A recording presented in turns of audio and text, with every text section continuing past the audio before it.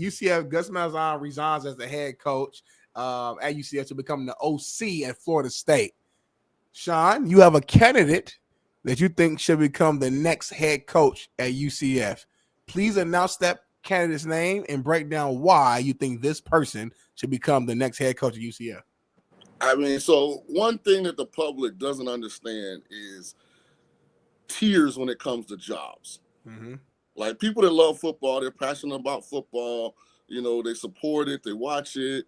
You know, they buy a lot of food, they buy a lot of alcohol. They have a great time participating in football. They are dumb as doorknobs when it comes to what the top tier programs in America are and how they should be ranked. UCF is a better program than Colorado in football. They're in a better location. They're in the same conference. They have more access to higher quality of athlete geographically. I mean, the weather's better. I'm just saying, there's nothing at Colorado you could do that you couldn't do at UCF better with the right guy. I agree with that.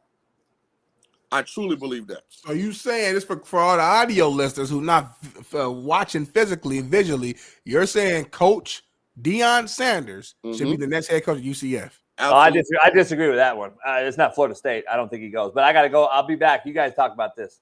All right, JB.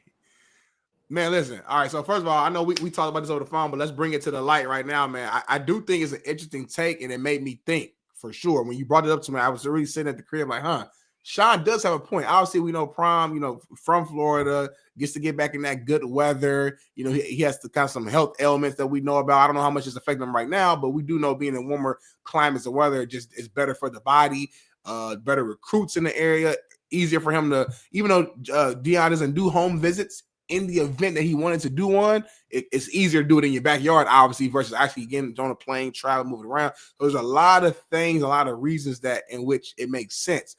My counter to that is he has full autonomy, full-blown control, everything he wants, perfectly set up at Colorado. He's already invested, 2 seasons into building it up, building up the brand to where he wants it. He has kids and players from whether it's high school or transfer portal, like viewing Colorado as like a top destination to go to, even though they may not have the same exact NIL money as other schools. People want to go there because they want to play for Prime. They want that attention. They want to be on that prime time television. They want to be on the sideline with T.O. and the rappers. And they got Warren Sapp out there coaching them up, your former teammate. They got just big time names and NFL guys.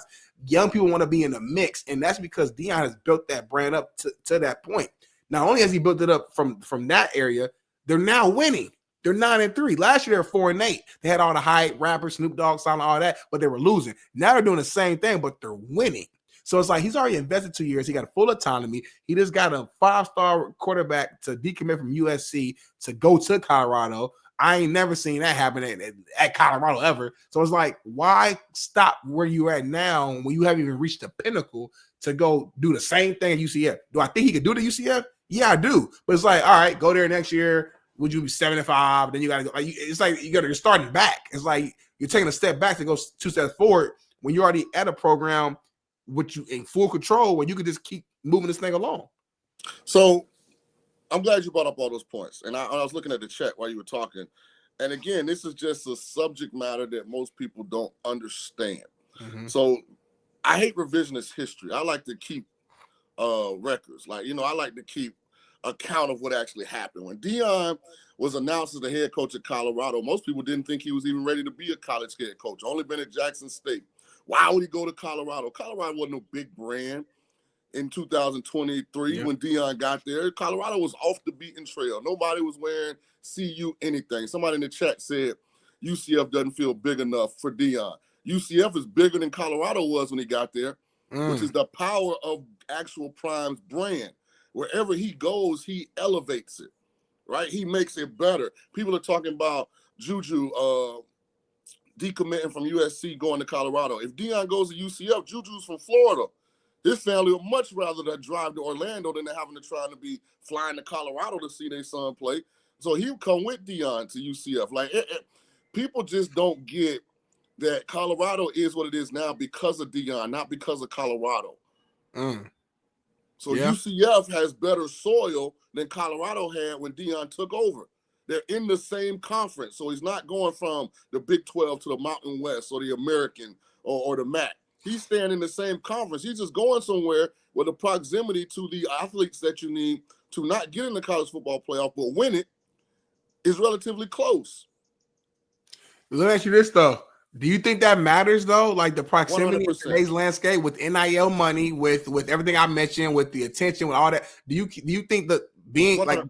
Kids will play out of state now? They not tripping about traveling here, going there. Again, we just brought up Juju, for example, is going to Colorado as of right now. He ain't tripping. He want to go where he wants the best opportunity going to be at, whether that's financially, playing wise, TV time, whatever. I don't know if I have to be in the same backyard as the top guys in order to get the top guys. The point being, like, how much would me and you hang out if I lived in LA? A lot more.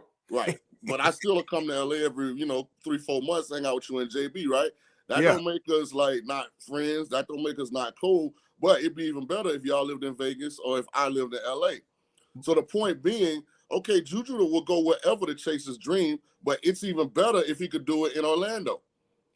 But Shaun, to your example, if you had some NIL dollars for me, I come to Vegas every week. So this is why I keep bringing up the fact that Colorado and UCF are in the Big 12.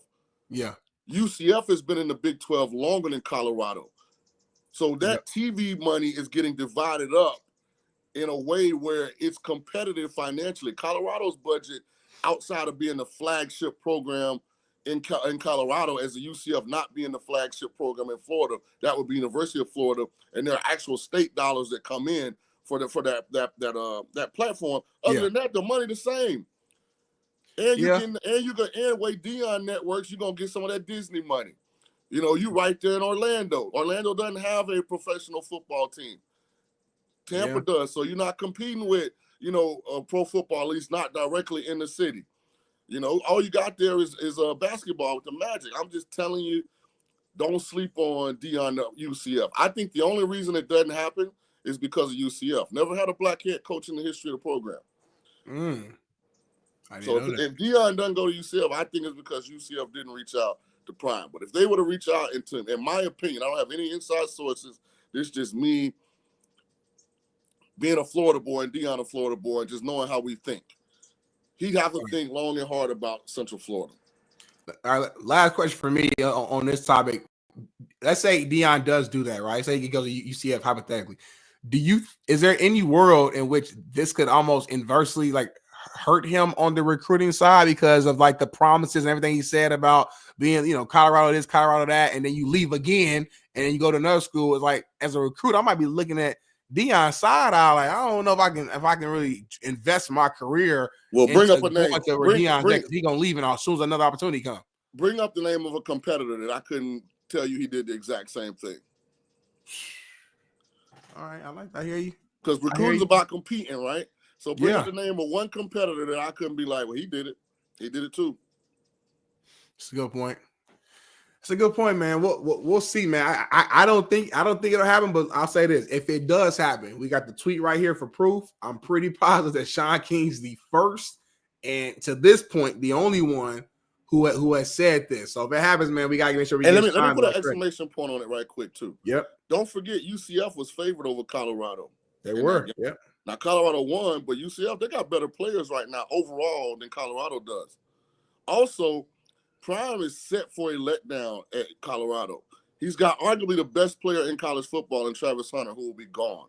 Yep. He's got his son, who's going to be a top 10 draft pick without question. May not be the first pick. He'll be a top 10 pick at quarterback. Shador, gone. No matter how good Juju is, there's going to be some form of drop-off when you lose in the top 10 selection at quarterback. And they're not going to replace Travis Hunter. So the likelihood of them being a 9-10 win team next year, I mean, is a 50-50 proposition, and they could duplicate that or not be bowl eligible like that. So leave Colorado now. Leave Colorado now.